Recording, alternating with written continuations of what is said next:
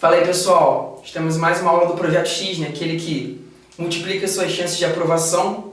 Meu nome é Gabriel Feitosa, né? Devidamente uniformizado, e vamos agora trabalhar com o mercantilismo moderno. Está vendo com uma série de aulas, né, falando sobre esse período da nossa história, que se inicia a partir do século XIV, 14 e 15, e o mercantilismo, galera, é importantíssimo para a gente entender uma série de eventos da era moderna. Tanto a ideia do absolutismo monárquico, como a própria colonização da América, a colonização do Brasil, a colonização da América Espanhola, da América Inglesa. Isso é muito importante entender essa nova estrutura econômica que se inicia com a modernidade. Sempre legal, né? Isso é uma marca. Eu gosto muito de trabalhar com a raiz das palavras para trabalhar com os conceitos. Pensa, galera, mercantilismo. A palavra que te lembra estabelecimento de mercados. Estabelecimento de mercados entre diferentes estados nacionais, principalmente ligando a Europa, a África, a América e a Ásia. É o momento em que a gente vai sair daquela economia feudal, aquela economia muito ruralizada, voltada, né, para uma desmonetarização. A gente vai passar por um período de monetarização, estabelecimentos de moedas como relação de troca e venda de produtos, com o estabelecimento de mercados. Então, definindo de maneira simples e direta, o mercantilismo é a política econômica dos estados absolutistas modernos. E é a partir dessa política que a gente vai perceber uma série de características que vão ser primordiais para a colonização e para o próprio fortalecimento político desses estados. Perceba, no mercantilismo a gente tem um governo, um Estado, sempre representado na figura de quem? Você é aluno X, né, que já viu a aula de absolutismo monárquico. O Estado é o rei. Lembremos, né, das palavras de Luís XIV, L'État c'est moi. O Estado sou eu. Então o Estado representado na figura do rei é sempre interventor, galera. Ele é sempre atuante.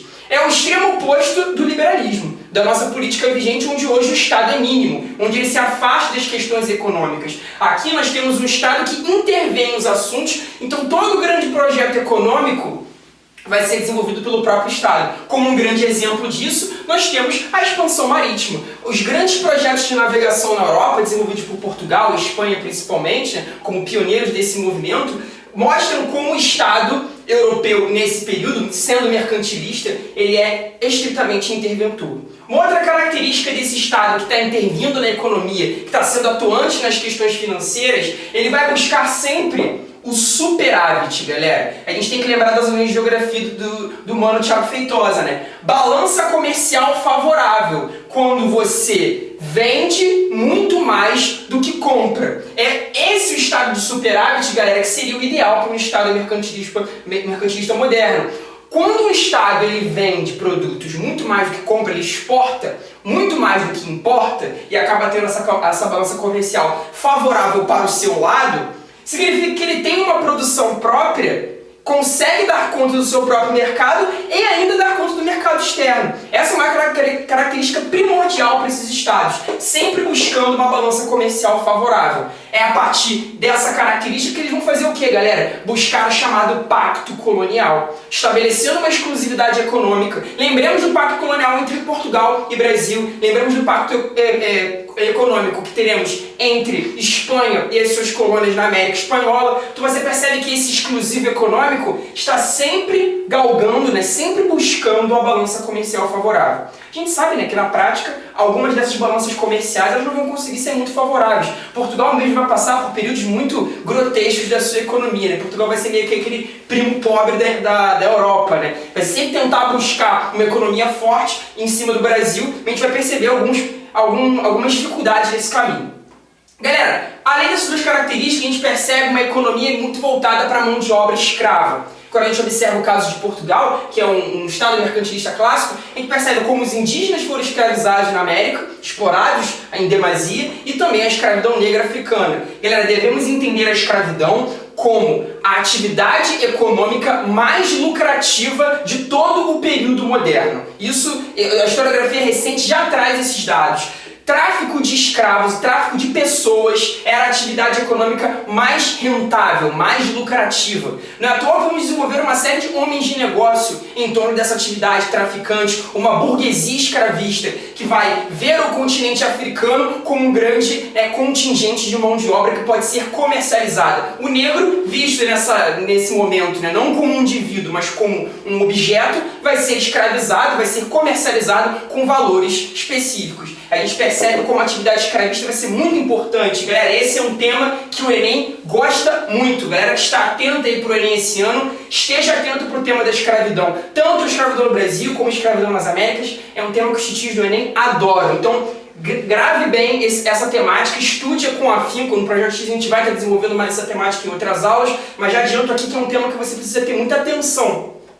Por último, galera, se você tem uma economia escravista, ela vai trabalhar muito voltada para a agricultura. Mas nós teremos também nos estados absolutistas mercantilistas a ênfase na manufatura, na produção têxtil, que vai se fazer principalmente a partir do século XVI e XVII, principalmente após a Revolução Industrial, na produção de pequenos gêneros, né, bens de consumo duráveis e não duráveis. Você vai perceber que a ênfase vai ser muito grande, mas principalmente em estados absolutistas menos clássicos, como é o caso da França e da Inglaterra. Quando a gente olha para a Espanha e Portugal, a gente observa algumas diferenças. É aí que a gente chega num ponto muito importante. E eu queria vir pro meu cantinho São Sol aqui, queria que a câmera desse uma ajudada, porque esse é o momento da minha aula que eu mais gosto, gente. Vou até mudar aqui um pouco a manga, a gola, né, pra ficar São Sol igual a esse cantinho. Galera, não é porque o mercantilismo tem características gerais que todos os estados absolutistas mercantilistas vão ser iguais entre si. A gente tem que observar determinados tipos de mercantilismo que vão se fazer presentes em diferentes países. Entenda que, quando olhamos, por exemplo, para Portugal, historicamente, esse é um Estado nacional, galera, que tem uma história, que tem uma cronologia muito diferente, por exemplo, da Inglaterra. A formação do Estado absolutista espanhol, Portugal, se deu de forma diferente. A própria economia portuguesa funcionava de outra maneira. Então a gente vai perceber que em Portugal, o mercantilismo se chamará metalismo. É o tipo do mercantilismo português, desenvolvido pelos nossos amigos lusitanos. Metalismo, né? A gente segue esse macete, olha para a raiz da palavra, metal, já está dando a definição, a busca por metais preciosos. Que metais são esses, Gabriel? Ouro e minério de prata, principalmente. Olhando para a Espanha, percebemos que a Península Ibérica, formada por Portugal e Espanha, observam características muito semelhantes.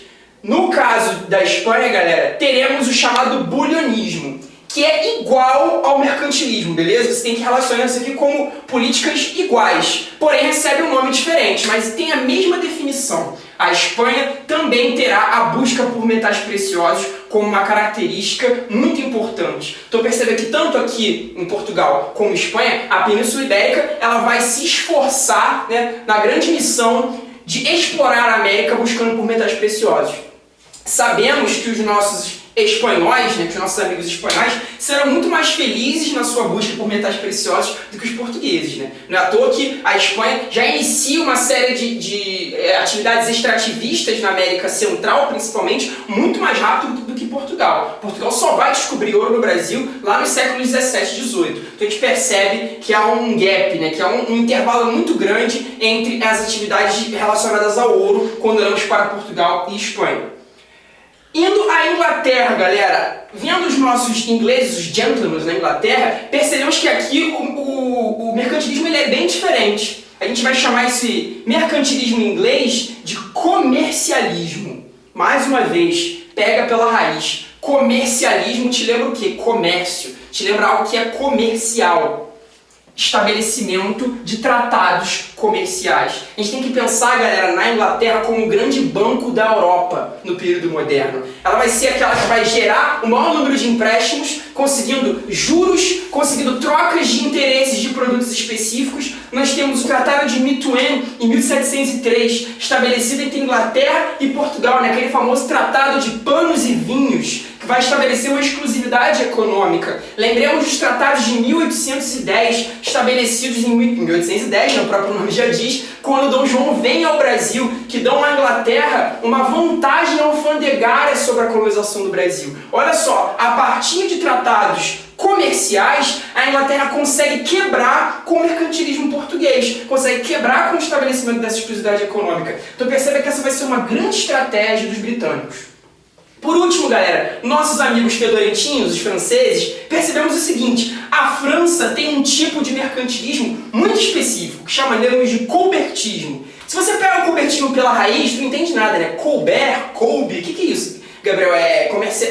Eles vão comercializar cobre, alguma coisa do tipo? Não, galera. Aí você tem que ser um pouco mais malicioso. Colbertismo viria de Colbert, o nome do ministro de Finanças na França nesse período. Colbert dizia o seguinte: devemos dar uma ênfase à manufatura, à indústria de produtos de luxo.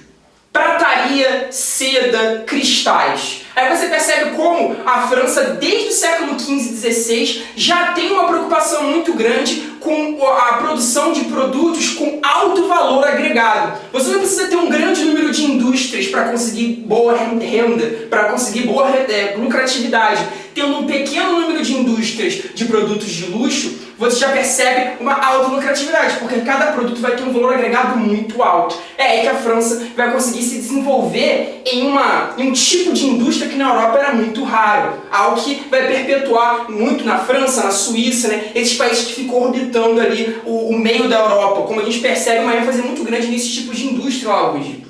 Espero, galera, que com essa tabela a gente consiga definir diferenças econômicas entre esses países, percebendo que apesar de todos eles serem mercantilistas, forem buscar todas aquelas características que a gente viu no quadro ao lado, vão observar diferenças cruciais. Isso aqui é muito importante para entendermos toda a política econômica desenvolvida pela Europa aí ao longo da Idade Moderna.